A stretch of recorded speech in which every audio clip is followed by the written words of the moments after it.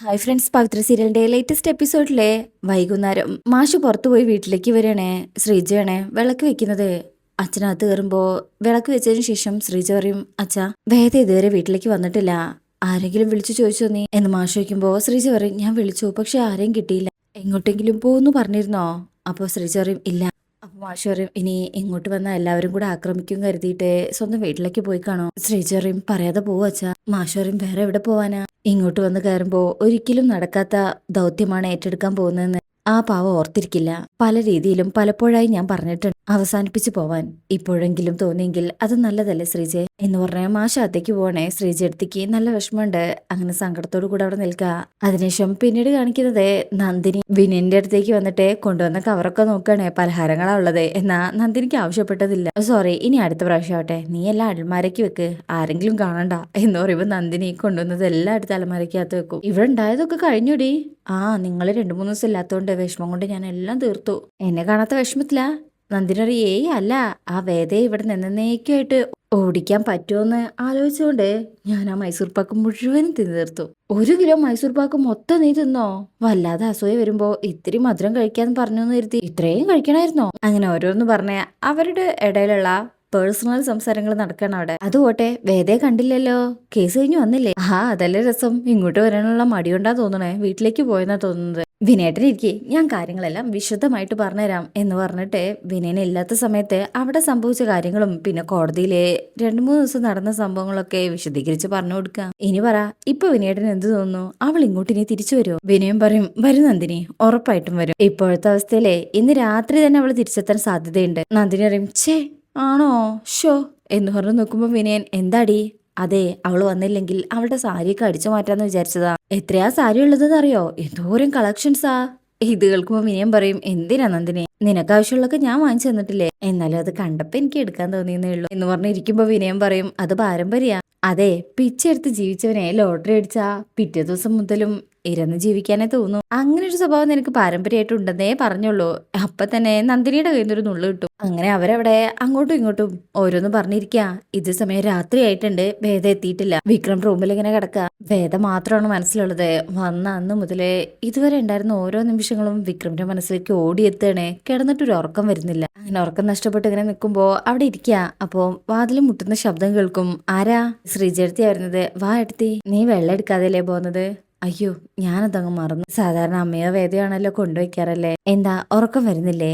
വിക്രം പറയും, വെറുതെ ഓരോന്ന് ആലോചിച്ച് കിടന്നു. ശ്രീചറിയും വേദയായിരിക്കുമല്ലേ. അപ്പൊ വിക്രം ചിരിക്കുമ്പോ ശ്രീചരത്തിക്ക് മനസ്സിലാകും, ഞാൻ കരുതി നിനക്ക് അവളോട് ദേഷ്യമാണെന്ന്. എന്തിനെ എന്ന് വിക്രം ചോദിക്കുമ്പോ ശ്രീജ പറയും, അല്ല നിനക്കെതിരെ സാക്ഷി പറഞ്ഞതിന്. വിക്രം പറയും, ഏയ് അവള് സത്യമല്ലേ പറഞ്ഞത്. എനിക്ക് വിഷമം അവളെ കള്ളിയാക്കി ചിത്രീകരിക്കേണ്ടി വന്നല്ലോ എന്ന് ഓർത്തിട്ട്. കോടതിയിൽ കേസ് ജയിക്കാൻ ദർശൻ വേദ പറയുന്നത് നുണയാണെന്ന് സ്ഥാപിച്ചു. ഞാൻ അവളെ തന്നെ നോക്കുമായിരുന്നു. അവൾക്ക് അതിൽ നല്ല വിഷമം എടുത്തി. കോടതി എന്നെ വെറുതെ വിട്ടു എന്ന് കേട്ടപ്പോ അവളുടെ മുഖത്ത് ഒരുതരം പേടിയായിരുന്നു ഏട്ടത്തി. ശ്രീജയ്ക്കും പേടിയോ?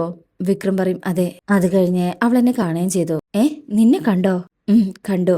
അപ്പൊ ശ്രീജ പറയും, നിന്നെ ഫേസ് ചെയ്യാനുള്ള നാണക്കേട് കൊണ്ട് അവള് വീട്ടിലേക്ക് പോയെന്നാ ഞാൻ കരുതിയത്. വിക്രം പറയും, അവള് നമ്മൾ വിചാരിക്കുന്ന പോലെയൊന്നും അല്ല. എങ്ങനെയാ അവള് ചിന്തിക്കുന്നതെന്ന് നമുക്ക് പറയാൻ പോലും പറ്റില്ല. ശ്രീജ പറയും, നാളെ കൂടെ അവള് വന്നില്ലെങ്കിലേ നീ അവളെ പോയി വിളിക്കണം വിക്രം, അവൾ ഉറപ്പായിട്ടും വരും. വിക്രം പറയും, എന്നാ നീ കിടന്നോ എന്ന് പറഞ്ഞ് ശ്രീജ അവിടുന്ന് പോവാണ്. വിക്രം അപ്പോഴും വേദയെക്കുറിച്ച് ആലോചിച്ച് നിൽക്കണേ. ഇതേ സമയം വേദയുടെ വായിലിപ്പോ ഒരു തുണി വെച്ച് കെട്ടിയിട്ടുണ്ട്. ആ ഗുണ്ടകളെല്ലാവരും അവിടെ ഇരുന്ന് മദ്യപിക്കണേ. വേദ മനസ്സിൽ വിചാരിക്കും, ഇത്രയും ക്രൂരമായിട്ടാണ് ഒരു പെൺകുട്ടിയോട് ആ പയ്യൻ പെരുമാറിയത്. അതുകൊണ്ടാണ് വിക്രം ഇങ്ങനെ ചെയ്തതെന്ന് എന്നോടെങ്കിലും പറയായിരുന്നില്ലേ വിക്രം എന്നൊക്കെ ഇങ്ങനെ ആലോചിച്ച് സങ്കടത്തിലാണ് വേദ ഇപ്പൊ അവിടെ ഇരിക്കുന്നത്. ഇതേ സമയം വിക്രം നല്ല ഉറക്കത്തിലാട്ടോ. വിക്രം വിക്രം എന്ന് പറഞ്ഞേ വേദ വന്നിങ്ങനെ വിക്രത്തിനെ എഴുന്നേൽപ്പിക്കാൻ ശ്രമിക്കണേ. പെട്ടെന്ന് ഞെട്ടി എഴുന്നേൽക്കുമ്പോ ആരുമില്ല. വേദ തന്റെ അടുത്ത് വന്നതുപോലെ വിക്രത്തിന് ഇങ്ങനെ തോന്നുക. വിക്രം ആ ഫോൺ എടുത്ത് വേദയെ വിളിക്കുക. എന്നാ ഫോണ് സ്വിച്ച് ഓഫ് ചെയ്തിരിക്കുകയാണെന്ന് പറയുമ്പോ, ഷോ ഈ വേദാളത്തെ വല്ലാണ്ട് മിസ് ചെയ്യുന്നുണ്ടല്ലോ. എന്നാലും എന്താണാവോ അവള് പറയാതെ പോയത് എന്നൊക്കെ ഇങ്ങനെ ആലോചിച്ച് ഉറക്കമില്ലാതെയാണേ വിക്രം അവിടെ ഇങ്ങനെ കിടക്കുന്നത്. ഇതേ സമയം വേദയാണെങ്കില് ആ ഗുണ്ടകളുടെ കയ്യിലാണല്ലോ.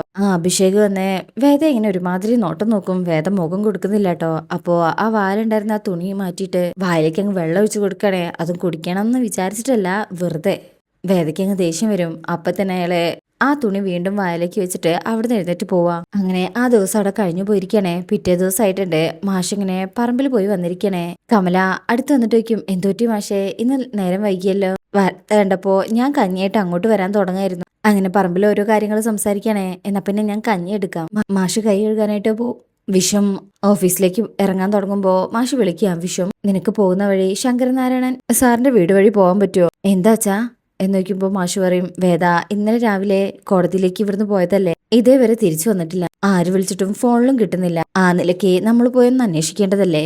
അപ്പോഴേക്കും ഇത് കേട്ട് നന്ദിനി അങ്ങോട്ട് വരും. എന്തിന്? അവളത്രയ്ക്ക് കൊച്ചുകുട്ടിയൊന്നല്ലല്ലോ അച്ഛാ. വീട്ടിലേക്ക് പോകുന്നതിന് മുന്നേ ഇവിടെ ഒന്ന് വന്നിട്ട് പറഞ്ഞു പോവാനുള്ള മര്യാദ അവള് കാണിച്ചോ? എന്തായാലും ഒന്നുമില്ലെങ്കിൽ ഇത്രയും കാലം ഇവിടെ താമസിച്ചതല്ലേ, വിക്രത്തിനെതിരെ മൊഴി കൊടുക്കാൻ അച്ഛനും കൂടെ നിന്നല്ലേ. അച്ഛനോടെങ്കിലും അവൾക്ക് പറയായിരുന്നല്ലോ. ശരി, വന്നു പറയണ്ട, അറ്റ്ലീസ്റ്റ് ഫോൺ വിളിച്ചെങ്കിലും പറയായിരുന്നില്ലേ? ഒരു മെസ്സേജ് എങ്കിലും.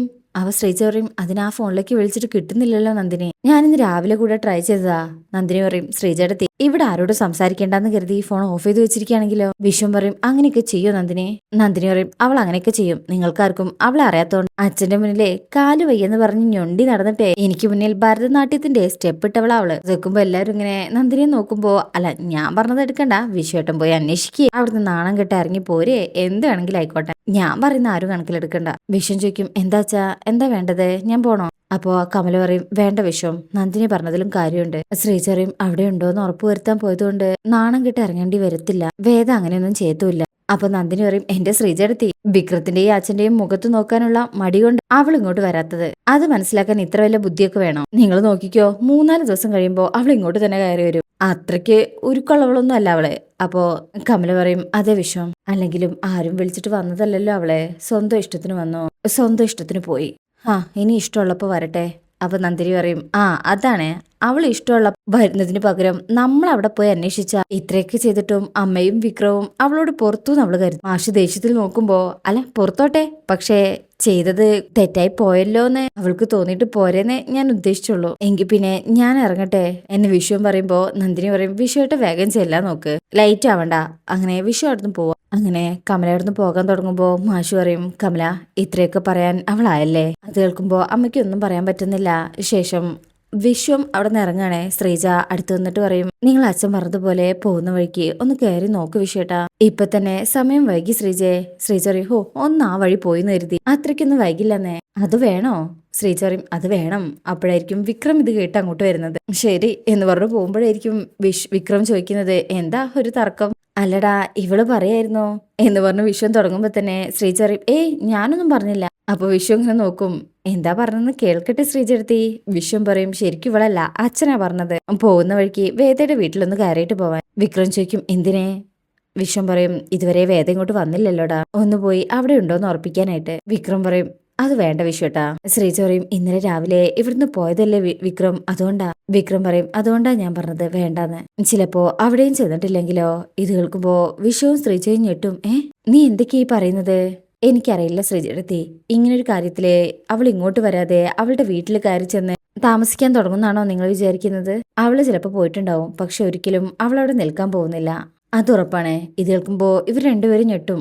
വിശ്വം ചോദിക്കും, പിന്നെ അവൾ എവിടെ പോയിട്ടുണ്ടാവും? വിക്രം പറയും, അതറിയില്ല, പക്ഷേ നമ്മളിത് അവിടെ ചെന്ന് അന്വേഷിച്ചാൽ അവൾ അവിടെ ചെന്നിട്ടില്ലെന്നാണ് അറിയുന്നതെങ്കിലോ? ശ്രീജ പറയും, വിക്രം എനിക്ക് പേടിയാവുന്നുണ്ട്, വേദയ്ക്ക് എന്തെങ്കിലും സംഭവിച്ചിട്ടുണ്ടാവോ? അങ്ങനെയാണോ നീ പറയുന്നത് എന്നിങ്ങനെ പേടിച്ച് പേടിച്ച് ചോദിക്കുമ്പോ, എനിക്കറിയില്ല ശ്രീജ എടുത്തി, ഒന്നും എനിക്ക് മനസ്സിലാവുന്നില്ല. വിശ്വം ചോദിക്കും, എന്താ ഇവൻ പറയുന്നത് ശ്രീജ? അങ്ങനെ അതിനുശേഷം പിന്നീട് കാണിക്കുന്നത്, അല്പസമയം കഴിഞ്ഞ് വിക്രം വർക്ക്ഷോപ്പിലേക്ക് പോവാണേ. അപ്പോ രാജേട്ടനും ജോസഫും എല്ലാവരും കൂടെ ഇങ്ങനെ ഇറങ്ങി വരുന്നുണ്ട്. കയ്യിലൊരു റീത്തും ഉണ്ട്. നിങ്ങളിതെങ്ങോട്ടാ? റീത്തൊക്കെ ആയിട്ടാണല്ലോ. ആരാ മരിച്ചത് രാജേട്ടാ? ഇത് കേൾക്കുമ്പോ അവര് പരസ്പരം നോക്കുക. വിക്രം ഇതുവരെ അറിഞ്ഞില്ലല്ലോ എന്നുള്ള രീതിയില്. രാജേട്ടൻ പറയും, നീ അറിഞ്ഞില്ല? അപ്പൊ നമ്മുടെ ജീന പോയി. ഇത് കേൾക്കുന്ന വിക്രം ഞെട്ടിപ്പോവും. ഇന്നലെ ലോറി ഇടിച്ച്. വിക്രം അങ്ങ് ഞെട്ടിപ്പോവും. വണ്ടി ഇടിച്ചാണോ? ഓട്ടോയിലല്ല, ഓട്ടോന്ന് ഇറങ്ങി റോഡിലേക്ക് കയറുമ്പോഴാണെന്ന് തോന്നുന്നു. വിക്രം പറയും, ഒരു വാക്ക് എന്നോട് വിളിച്ചു പറഞ്ഞില്ലല്ലോ രാജേട്ടാ. രാജേട്ടൻ പറയും, കോടതിയും കേസൊക്കെ കഴിഞ്ഞ് നീ വീട്ടിലെത്തിയതല്ലേ ഉള്ളൂ, അടക്കം കഴിയുന്നതിന് മുന്നേ നിന്നെ വീട്ടിൽ വന്ന് വിളിക്കാന്ന് കരുതി. വാ എന്ന് പറഞ്ഞ് വിളിക്കുമ്പോ വിക്രം ആകെ ഷോക്കായി തളർന്നു നിൽക്കണേ. ഞാൻ ബൈക്കിൽ വന്നോളാം. അങ്ങനെ അവരവിടുന്ന് പോവാണ്. ജീനയുടെ ബോഡി അവിടെ പ്രദർശനത്തിന് വെച്ചിരിക്കുകയാണ് വീട്ടില്. അവിടെ ജീനയുടെ അമ്മ ഇങ്ങനെ പൊട്ടിക്കരയുന്നുണ്ട്. രാധയും അടുത്തിരിപ്പുണ്ട്. ഓട്ടോക്കാരായ ഒരുപാട് ആൾക്കാർ അവിടെ ഉണ്ട്. രാജേട്ടനും ജോസഫൊക്കെ അങ്ങോട്ട് വരിക. അല്പസമയം കഴിഞ്ഞാൽ വിക്രം വരുന്നത് കാണുമ്പോൾ മോനെ എന്റെ മോള് പോയി, എനിക്കിനി ആരുണ്ട് എന്നൊക്കെ പറഞ്ഞാണ് ആ അമ്മ കരയുന്നത്. രാധയും കരഞ്ഞോണ്ട് വിക്രമിനെ ഇങ്ങനെ നോക്കുന്നുണ്ട്. വിക്രമിനെ ഇത് കണ്ടു നിൽക്കാനാവുന്നില്ല ആ കിടത്തം. വിക്രം അവിടുന്ന് പോകുമ്പോ രാധയും പിന്നാലെ ചെല്ലാണ്. അങ്ങനെ രാധ മുന്നിൽ നിന്ന് കരയുമ്പോ വിക്രം പറയും, രാധേ നിന്റെ വേദന എനിക്ക് മനസ്സിലാകും. ഈ ഒരു അവസ്ഥയില് എന്താ പറയണ്ടെന്ന് കൂടെ എനിക്കറിയില്ല. ഇല്ല വിക്രമേട്ടാ, അവൾ എനിക്ക് എന്തായിരുന്നു എന്ന് എനിക്കല്ലാതെ ഈ ലോകത്ത് മറ്റാർക്കും അറിയില്ല. മനസ്സ് മരിച്ചപ്പോഴെല്ലാം അവളായിരുന്നു ജീവൻ വെപ്പിച്ചത്. ഇനി അതിനും ആളില്ലാതായി എന്നൊക്കെ പറഞ്ഞ് രാധ കരയുമ്പോ രാധയെ സമാധാനിപ്പിക്കാനോ ആ സങ്കടം കാണാനോ വിക്രമനാവുന്നില്ല. വിക്രം ഒന്നും പറയാതെ അവിടുന്ന് പോവാ. അങ്ങനെ വിക്രം വണ്ടിയിൽ കയറുമ്പോ തന്നെ ആംബുലൻസ് വരികയാണ്.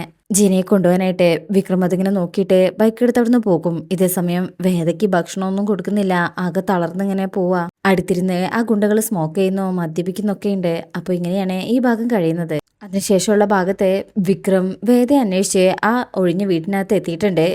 അങ്ങനെ എത്തി വേദയെ രക്ഷപ്പെടുത്താനായി ഗുണ്ടകളുമായിട്ട് തല്ലുകൂടുമ്പോൾ വിക്രവും വീണു പോവാണ്. അപ്പോൾ നമുക്ക് ആ ഭാഗത്തിനായിട്ട് വെയിറ്റ് ചെയ്യാം. ഇന്നത്തെ റിവ്യൂ ഇഷ്ടമായിട്ടുണ്ടെങ്കിൽ ചാനൽ ലൈക്ക് ചെയ്ത് സബ്സ്ക്രൈബ് ചെയ്ത് സപ്പോർട്ട് ചെയ്തേക്കണേ. താങ്ക്